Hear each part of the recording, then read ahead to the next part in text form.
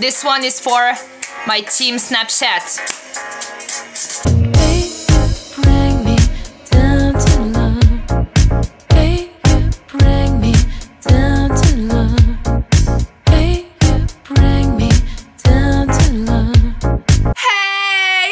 Heureusement que j'ai des voisins super cool. Alors, oui, je sais, vous voyez, elle réflecto de la lumière sur mes lunettes, mais j'ai vraiment tenu à être stylée pour cette vidéo. Donc, en tout cas, tous les détails de ma tenue sont comme d'habitude dans la barre d'infos. Donc, ne me demande pas où j'ai acheté mes lunettes, ne me demande pas où j'ai acheté mon t-shirt, car tout sera en barre d'information juste là. Et je vais commencer tout de suite cette petite vidéo en retirant mes lunettes. Tu m'as pas reconnue là, je suis une différente personne. Aujourd'hui est une vidéo très spéciale. Je pense que tu constates à l'instant que cette vidéo est particulièrement longue comparée aux autres vidéos que j'ai pu faire sur ma chaîne. Pourquoi? Parce que la vidéo n'est plus cutée.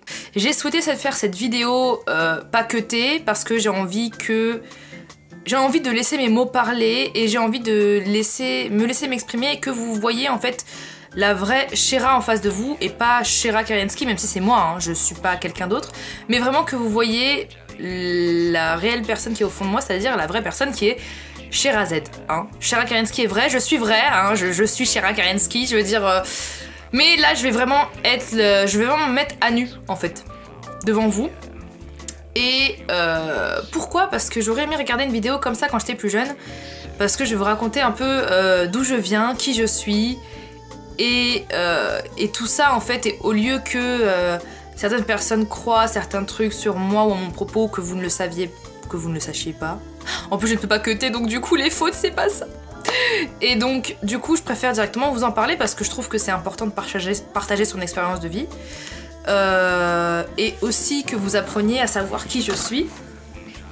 Parce que voilà, je vous ai jamais fait de Draw My Life ou quoi que ce soit. Et donc du coup, avant, c'est vrai qu'il y avait une vidéo qui était à la mode qui s'appelait le Draw My Life. Et les gens en fait disaient d'où ils venaient, etc. Et je trouvais ça super intéressant. Donc moi j'ai décidé de le faire en face cam, en vous regardant droit dans les yeux. Sachant qu'en plus de ça, je suis une personne qui a vraiment beaucoup de mal à regarder les gens dans les yeux quand je parle sérieusement. Ça me fait rire parce que j'ai vraiment l'impression de parler à une pote en fait là, et là vraiment, enfin voilà. En tout cas, je te conseille de prendre une tasse de thé, des chips, de te poser devant moi parce que je vais te raconter un petit peu ma petite vie. Parce que pour moi c'est important et je veux vraiment transmettre un joli message à toute une génération. Donc voilà. Alors j'ai déjà fait des vidéos où je dis qui je suis mais jamais profondément comme celle-ci, donc j'espère que vous allez être contents de me découvrir un peu plus et d'en savoir un peu plus sur moi. Donc voilà, alors, premièrement, je m'appelle Shera Z, hein, voici mon prénom dans son entièreté. J'ai 23 ans et je vais avoir 24 ans demain. Donc voilà. Ça me fait trop rire parce que je m'excite et d'habitude je le vois dans mes vidéos, je m'excite et je cut et après on passe à autre chose. Mais là du coup c'est bizarre, genre j'ai l'impression de bider toute seule, enfin bref. J'ai 23 ans, je vais avoir 24 ans demain. Je viens d'une ville qui s'appelle Mantes-la-Jolie, qui est dans le 78, pour ceux qui ne savent pas, qui est dans les Yvelines, le département des Yvelines, qui fait partie de la banlieue parisienne en fait. J'ai grandi à Mantes-la-Jolie. J'ai été élevée par ma maman et par ma sœur, grande sœur qui a 10 ans de plus que moi. Et je sais que c'est quelque chose que j'ai jamais dit en vidéo parce que j'aime pas parler de ma vie privée forcément, mais vous me posez des questions des fois... pourquoi tu fais pas une vidéo si ton père te dit ou autre. Et je regarde si ma baguette n'est pas ouverte. Et c'est parce que tout simplement je n'ai jamais connu mon père. Voilà. Ça arrive à énormément de personnes, il y a beaucoup de personnes qui sont dans mon cas. Je n'ai jamais connu mon papa. J'ai été élevée exclusivement par ma maman et ma sœur, que j'embrasse et que j'admire plus que tout. D'ailleurs on va en parler. On va en parler de vous, hein, on va en parler. Et donc voilà, qu'est-ce que je pourrais dire? Mince, pas de bide, no bide. Donc voilà, j'ai eu une très jolie enfance, que ma mère vraiment a tout fait pour bien s'occuper de nous et pas faire ressentir le manque d'un père en fait. Et depuis que je suis petite, j'ai jamais ressenti le manque d'un père réellement, parce que j'ai jamais ressenti la présence. Donc je peux pas ressentir un manque de quelque chose que je ne connais pas. Après peut-être que inconsciemment j'ai un déséquilibre, je sais pas, mais en tout cas, je remercie ma mère du fond du cœur d'avoir été un père et une mère pour moi. Et je remercie ma sœur qui a 10 ans de plus que moi, donc 33 ans, désolée de dire ton nom, désolée de dire ton âge, et qui a en fait été mon père, hein. Voilà, ma grande sœur était mon père quand j'étais en maternelle et qu'on me disait « Vous faites des colliers de pâtes ou des Scooby-Doo en perles pour la fête des pères ?» Moi je savais pas à qui les offrir et donc du coup je les offrais à ma sœur.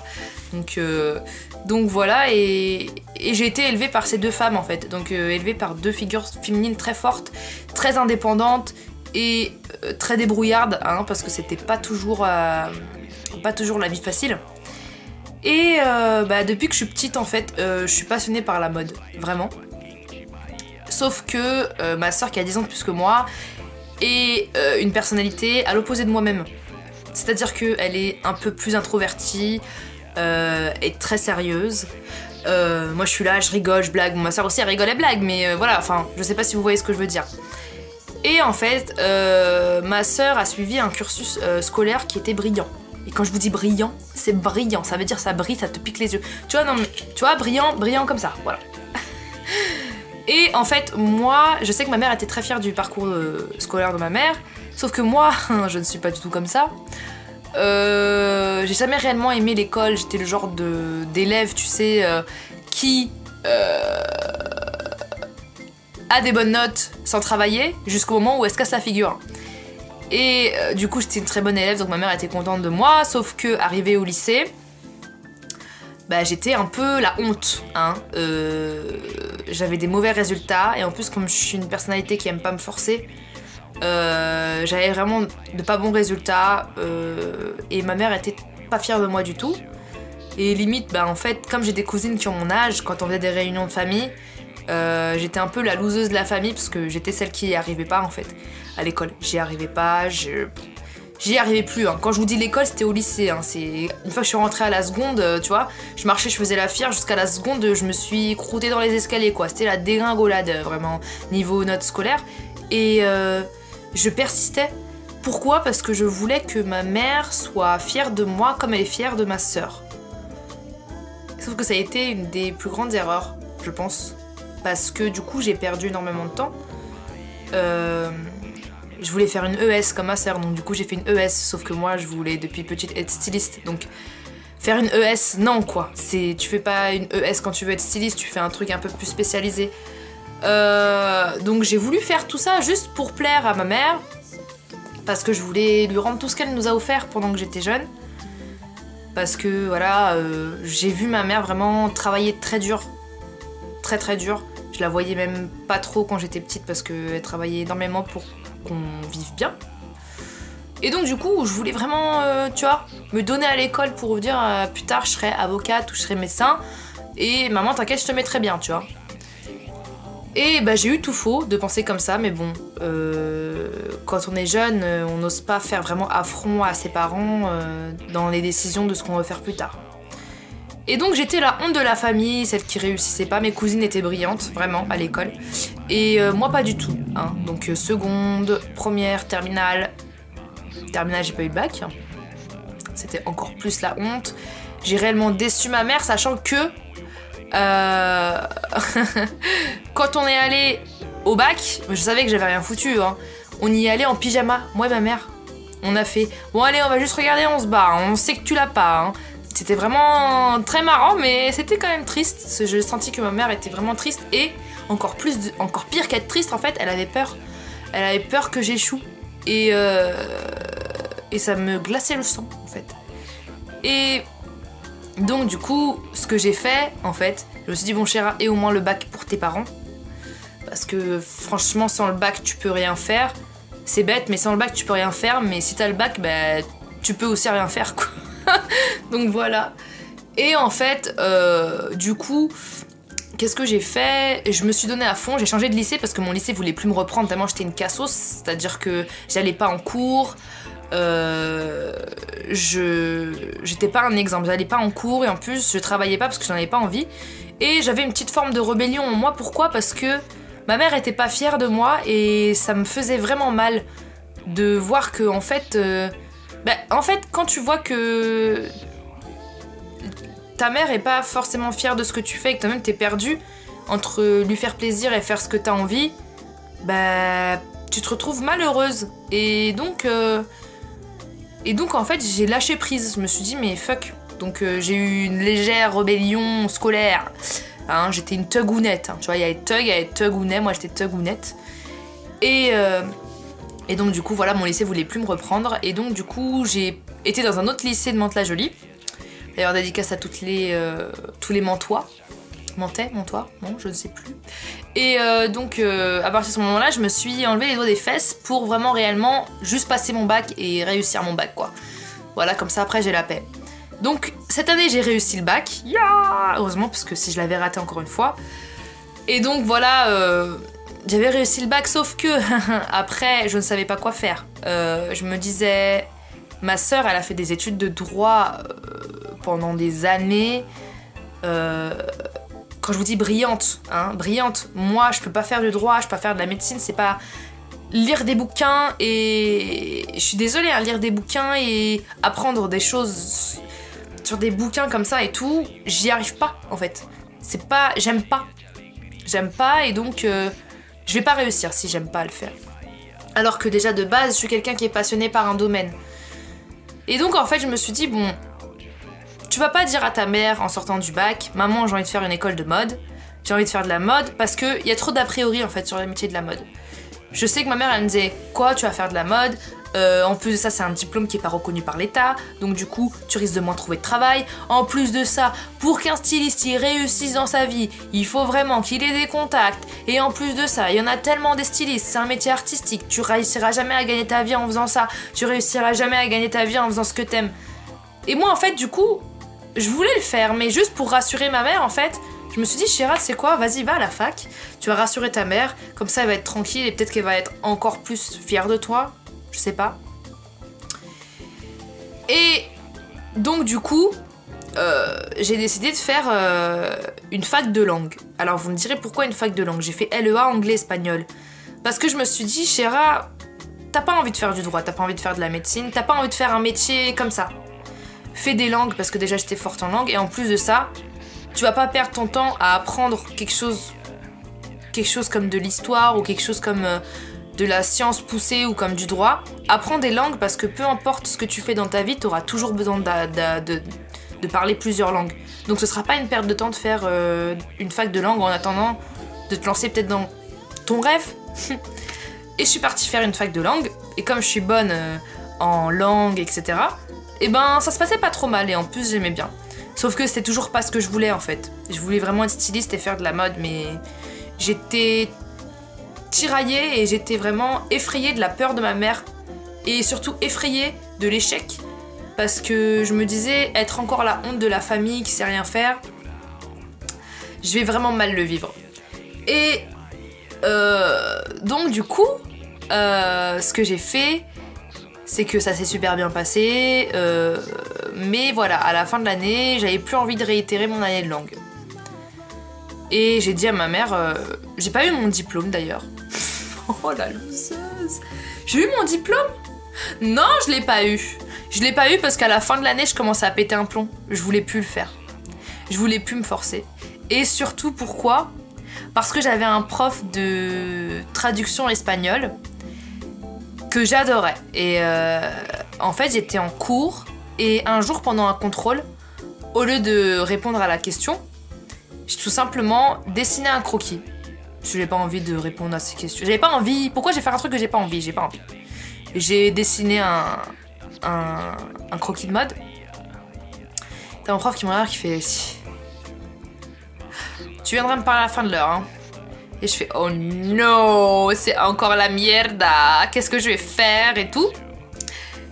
Et je me souviens, je l'adorais ce prof, je me souviens plus de son nom d'ailleurs, I'm so sorry.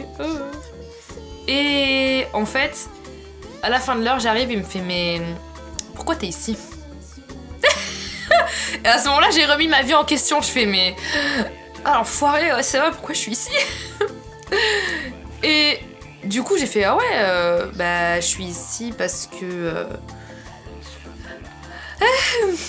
Je suis ici parce que j'ai envie de... Ce que j'avais dit, c'est que j'avais envie de faire une entreprise de prêt-à-porter.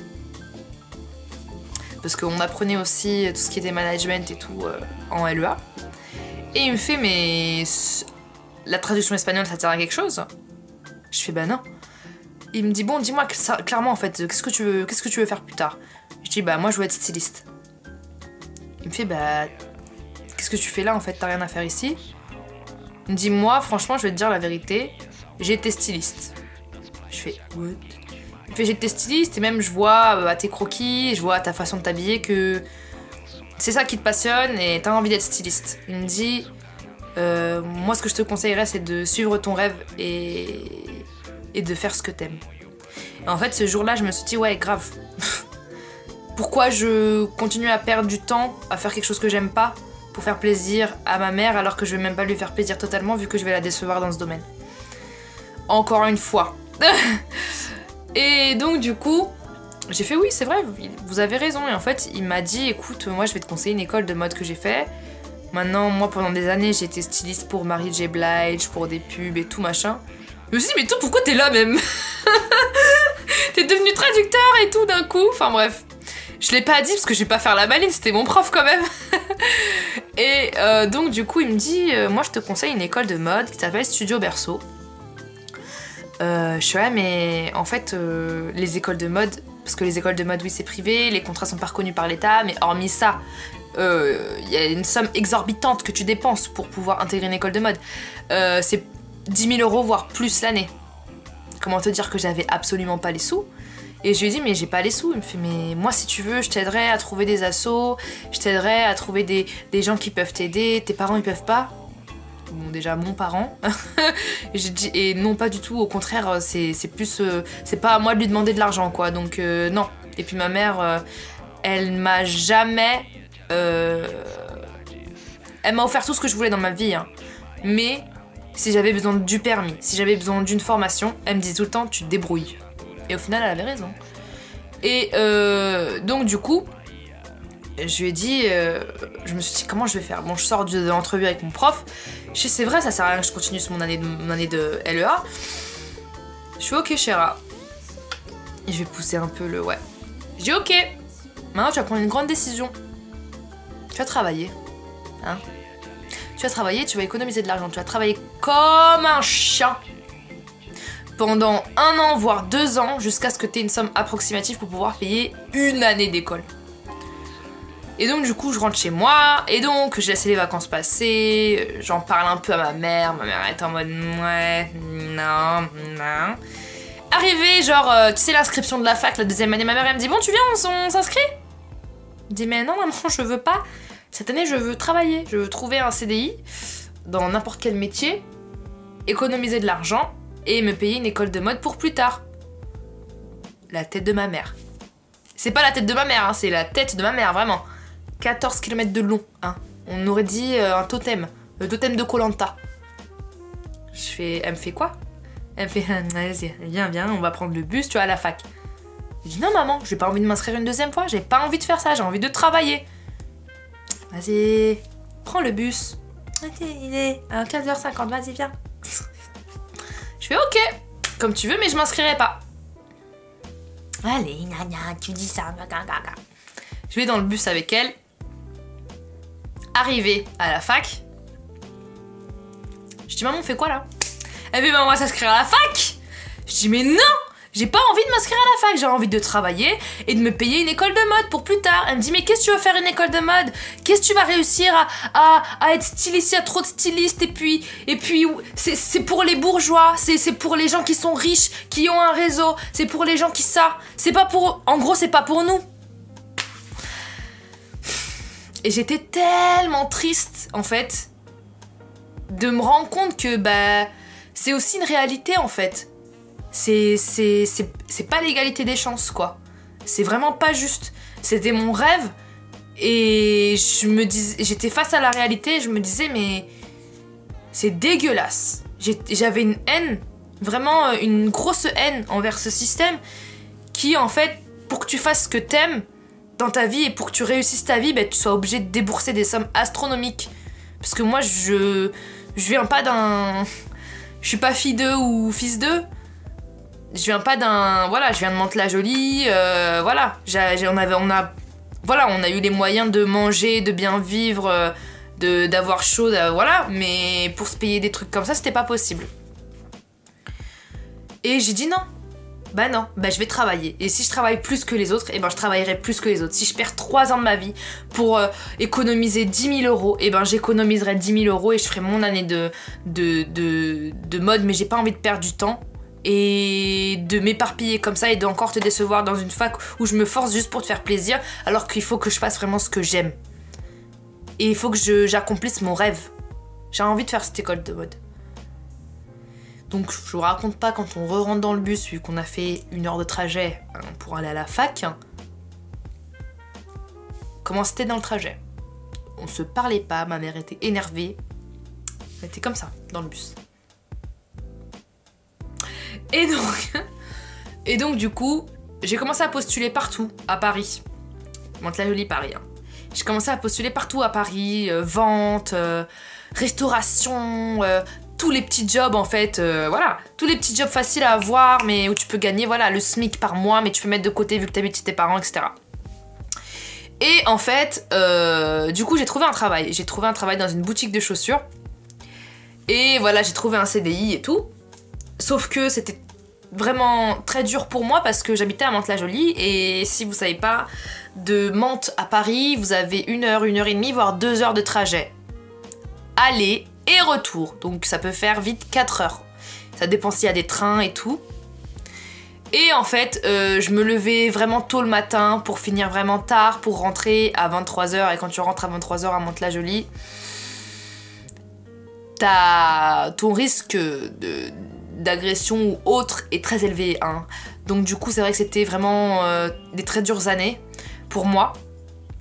Et donc pendant 1 an, 2 ans, j'ai travaillé en tant que vendeuse de chaussures à Châtelet. Et c'était vraiment des années voilà, où je faisais des allers-retours et tout, sauf qu'un jour je me suis dit, Chéra, stop, tu peux plus faire ces allers-retours, tu perds 4 heures par jour, tu t'esquintes la santé, même psychologiquement c'est pas cool de vivre ça, ces trajets dangereux et tout, non. J'ai décidé en fait de chercher un appartement. De chercher une chambre de bonne. Voilà. Et donc du coup je cherchais des chambres de bonne parce que vous savez qu'à Paris pour chercher un endroit où tu peux dormir c'est vraiment très dur, surtout quand tu gagnes pas des milliers et des cents, surtout quand tes parents gagnent pas des milliers et des cents. Donc du coup je postulais pour des 9 mètres carrés tout le temps et donc du coup ça rallongeait encore plus ma journée de travail parce que du coup il fallait que je sois à 9 h à Paris pour visiter des appartements et pour ensuite travailler, enfin bref. Et j'ai réussi à trouver quelque chose après de longues recherches. J'ai réussi à trouver un 9 mètres carrés. Donc pas de toilette, hein. C'est-à-dire que je prenais ma douche, je regardais si mes pattes bouillaient bien et je regardais la télé en même temps. Et quand je sortais, je pouvais dormir dans mon lit directement. Et c'est là qu'a tout commencé en fait. C'est là que tout a commencé. À partir de ce moment-là, c'est dans cet endroit-là que tout a commencé. C'est dans cet endroit-là que vous voyez mes premières vidéos même. Et même quand vous me demandez, mais Chéra, pourquoi tu fais pas un room tour? Pourquoi tu fais pas un appartement tour? Excuse-moi, si je te fais un appartement de tour dans 9 mètres carrés, à part être un Vine, je sais pas ce que ça va être. Et donc voilà, j'ai habité dans ce 9 mètres carrés pendant 2 ans. Et c'était presque les plus belles années de ma vie. C'était des grosses années de galère. Mais j'ai kiffé parce que c'est réellement là où j'ai fait ce que j'aimais. Donc voilà. Et du coup, pendant que je bossais, c'est là que j'ai créé ma chaîne YouTube. Ma cousine m'avait dit, Chéra, pourquoi tu fais pas une chaîne YouTube pour parler de tes cheveux, pour parler de mode, vu que tout le monde te demande, ah, j'aime trop ton style, j'aime trop tes cheveux. Et donc du coup, c'est là que je fais ma première vidéo en fait, dans ce 9 mètres carrés. Je me souviens très bien, je l'ai fait sur mon petit clic-clac. Et ma cousine me filmait depuis la douche. Donc voilà. Et en fait, si vous voulez, qu'est-ce que je voulais dire? Oui, en fait, merde, qu'est-ce que je voulais dire? Oui, donc du coup, j'ai travaillé pendant 2 ans et est venu pour moi le moment de m'inscrire, sauf que j'ai pas eu assez d'argent de côté parce que j'ai dû payer la caution de mon 9 mètres carrés, payer payer par mois mon 9 mètres carrés. Et donc du coup, j'ai perdu un peu d'argent de ce que j'avais économisé. Donc j'ai dû faire un prêt à la banque en fait. Donc j'ai fait un prêt à la banque pour pouvoir me payer mon école. J'ai passé mon entretien de mon école. Et j'ai été acceptée pour mon école. Et là, j'ai vécu une des meilleures années de ma vie à faire de la mode. J'ai appris à mieux dessiner, j'ai appris à avoir un sens plus affiné, du goût, du style, plein de trucs. J'ai appris à coudre, j'ai appris à faire des patrons, j'ai appris à faire plein de choses et c'est là que j'étais réellement épanouie en fait. Et j'étais vraiment heureuse d'aller à l'école. Et je travaillais 4 fois plus. Donc, j'aimais travailler parce que j'aimais ce que je faisais. Et ma mère commençait à être un petit peu plus fière de moi. Donc du coup, j'étais encore plus heureuse parce que elle commençait à se dire « Bon, ma fille, elle se débrouille, hein. Elle a un petit appartement sur Paris, elle a une petite école de mode, elle y arrive, hein. » Donc du coup, j'étais plus fière aussi de moi et j'avais plus confiance en moi pour la suite. Et arrivé à un moment donné où je ne pouvais plus payer l'école. Donc j'ai décidé d'arrêter et c'était au moment où j'étais sur YouTube. Et en fait, je me suis dit, Chéra, t'es à moitié dans l'école, à moitié sur YouTube, faut plus que tu t'investisses plus quelque part. Et pour moi, mon choix était évident, c'était YouTube. Je me suis dit, Chéra, mets-toi à fond dans YouTube, tes études de mode, tu pourras toujours les reprendre à un moment donné, mais YouTube, c'est tellement une énorme opportunité de faire ce que t'aimes encore plus en fait. Donc vas-y, mets-toi à fond dans YouTube. Et à partir de ce moment-là, c'est là que tout a commencé. Genre, j'ai commencé à me révéler encore plus à vous. J'ai commencé à être encore plus moi-même auprès de vous. J'ai commencé à me montrer plus à vous, en fait. Et c'est là que ma chaîne, elle a complètement changé. Pas complètement changé, mais ma chaîne, elle a fait un striptease, tu vois. Elle était en mode, non, mais je suis timide. Avant, j'étais comme ça, et bam, clac, elle s'est révélée. Et du coup, j'avais encore plus envie de faire des trucs parce que j'avais encore plus de temps, j'avais encore plus d'idées à me consacrer, etc. Et à partir du moment où j'avais de plus en plus d'abonnés, déjà ma mère au début de ma chaîne, elle me disait mais tu sais quoi, 5000 personnes, pourquoi tu fais des vidéos? C'est une perte de temps. Est-ce que tu gagnes de l'argent? Non, tu gagnes pas d'argent, alors arrête de faire ça. Va faire des trucs où tu gagnes de l'argent. 90% des parents sont comme ça, hein. Et je disais, non maman, regarde, elles sont contentes les jeunes filles, elles voient qu'il y a une fille avec les cheveux bouclés qui parle alors qu'elles ont de leurs cheveux. Regarde, il y a des filles qui assument pas leur style et quand elles me regardent, elles kiffent. Maman, regarde, c'est trop bien, regarde, j'ai 100 commentaires. Et alors, t'as 100 €? Non mais, je caricature un peu ma maman, mais c'était à peu près ça. Et une fois que ma chaîne elle a grossi, ma mère elle était bluffée. Elle m'a dit mais les gens ils cliquent, ils veulent te voir toi. Moi je te vois tous les jours, j'en ai marre de ta gueule. Il me dit pourquoi ils veulent te... En gros qu'est-ce qu'ils aiment chez moi? Parce que quand on a l'habitude de vivre avec quelqu'un, on se rend pas compte de comment il est, tu vois. Et voir qu'au fur et à mesure elle y croit et voir en fur et à mesure qu'elle croit en moi, voir au fur et à mesure qu'elle soit fière de moi, ça a été un énorme challenge et franchement je suis tellement fière de ce que je fais, tellement fière. Et il y a 2 jours ma mère elle me regarde, elle me dit je suis fière de toi. Et là j'ai repensé à toutes mes années de galère, j'ai repensé à toutes les épreuves, j'ai repensé à mon combat contre ça en fait. Et à ce moment-là, je me suis dit, mais t'as tout gagné vraiment. Et c'est pour ça que je veux faire cette vidéo en fait. C'est parce que j'ai envie de vous dire de vraiment faire ce que vous aimez, faire ce que votre cœur vous dit de faire. Et c'est comme ça que vous réussirez en fait. Vous réussirez pas en faisant quelque chose que vous n'aimez pas faire.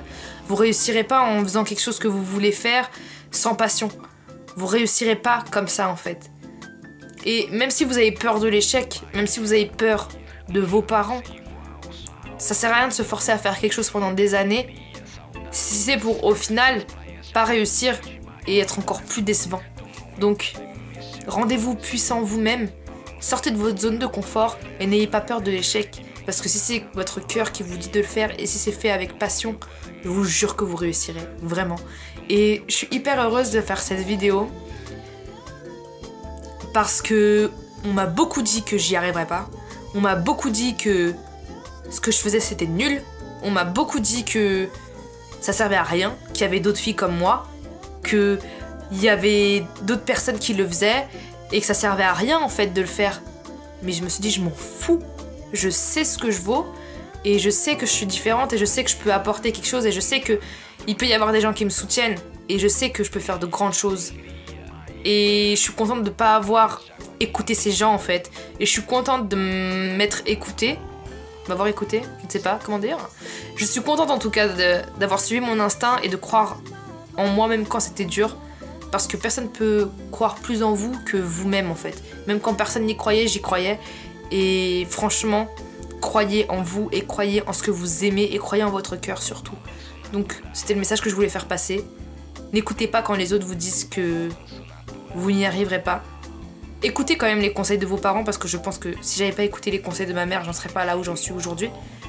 Mais des fois, il y a des décisions qu'il faut prendre pour soi.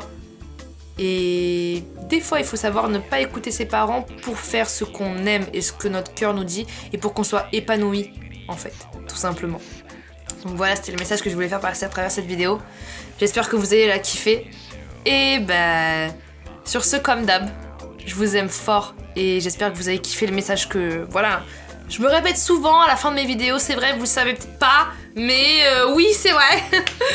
Enfin bref, j'espère que vous êtes contents, que vous êtes encore plus proche de moi et que maintenant vous savez tout simplement d'où je viens et comment j'ai fait pour y arriver.